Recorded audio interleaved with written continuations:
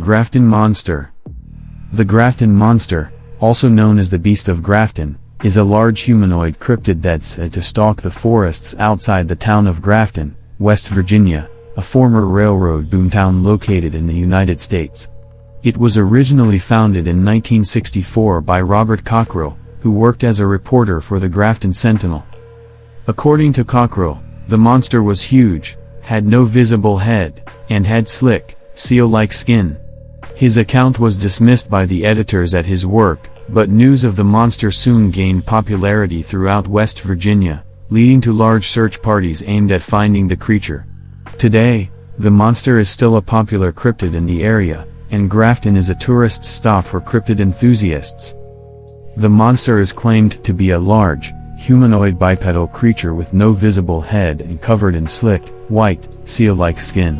It's unclear, though, if it actually doesn't have a head or if its head is simply located close to its chest.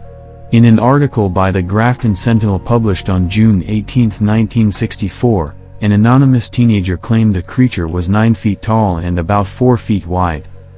On June 16, 1964, at around 11 p.m., Robert Cockrell, a reporter for the Grafton Sentinel newspaper, was driving along the Tygart River on Route 119, known as Riverside Drive, on his way home from work. There, Cockrell suddenly encountered a large, white creature on the right-hand side of the road, which was the side where the Tygart River was located. According to Cockrell's account, the creature was lumbering around the side of the road while a low, whistling noise was being emitted from further away in the direction of the river. Cockrell at the time had no explanation for the noise, but later on, ufologist Gray Barker, believing the creature to be extraterrestrial in origin, suggested that the noise was being emitted from the creature's spaceship. Surprised by the encounter, Cockrell initially slowed down, and he was able to see that the creature was very large and appeared to be made entirely of muscle. It also had white, seal-like fur and, disturbingly, didn't appear to have a visible head. The creature moved quickly out of view, and upon realizing that the white obstruction was a living creature, he quickly accelerated down the road until he reached home. Once home, Cockrell called 2 of his friends, Jerry Morse and Jim Mouser. Cockrell explained his sighting to them and asked them to come with him to the location of the sighting in order to investigate further. They agreed, but when they returned to the site, all they were able to find was trampled grass and a low whistling sound that seemed to follow them around the site. The next day at work, Cockrell mentioned to his editor at the Grafton Sentinel what he had seen, but the editor did not take the sighting seriously. Cockrell assumed that nothing more would come of his sighting after that point. Cockrell's friends, however, were fascinated by the idea of a monster on the loose and went around town telling as many people as they could.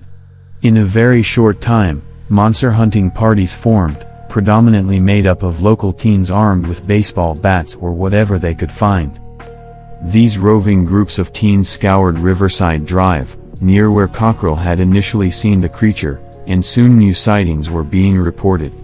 Spurred by the commotion and the new sightings, the Grafton Sentinel interviewed some of the teenagers and produced an article about the creature on June 18, 1964, titled Teenage Monster Hunting Parties, Latest Activity on Grafton Scene. More than 20 sightings were reported from this monster hunt, which Robert Cockrell interviewed in detail. 2 of those alleged sightings. I have seen the creature called the Grafton Monster several times since I was a young man, and it is very real. My first encounter was with my father, who was cutting wood.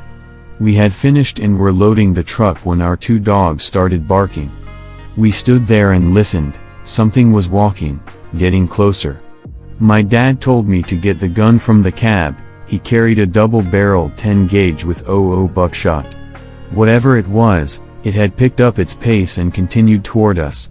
All we knew for sure was that it was big and wasn't scared of us, the dogs, or the chainsaws. It stopped about 50 to 55 yards from us in the trees and went quiet. My dad pulled both hammers back and stood in front of me, telling me to be ready. The next thing that happened, I'll never forget.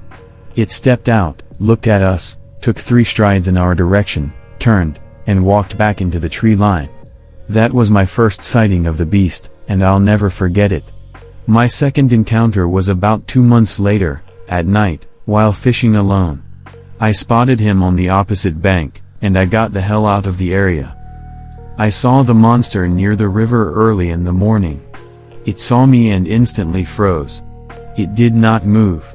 I was fishing at the time, left all my gear there, and started to run away. As I ran and turned, I saw that it, too, turned away and started running off. As I got near my truck and began opening the door, I heard a whooshing sound and saw a bright light appear above the tree line. I drove off and got my gear 2 days later. Due to the large number of people turned monster hunters bringing loaded guns into the area and with tensions rising, the police undertook their own investigation. The next day, June 19, the Grafton Sentinel printed another article on the subject, dismissing the monster as simply the result of spring fever, as bored locals wildly imagined the creature, which was instead a handcart piled high with boxes. With this information, the town was finally able to calm down, and everyone, especially the authorities, was relieved that no one had been shot or hurt during the monster hunts. One teen in 1964 initially suggested the creature was an escaped polar bear, but no one could determine where or what a polar bear was doing in Grafton, West Virginia. The Grafton Sentinel posted on June 19 that the alleged monster was simply an individual who had been pushing a handcart loaded high with boxes along Riverside Drive on Tuesday night. The newspaper claimed that due to the dim lighting and the wildly imaginative teens, this handcart was the most likely cause for the story and sightings. The paper then stated, "It's fairly certain that monsters don't go around pushing handcarts loaded with boxes.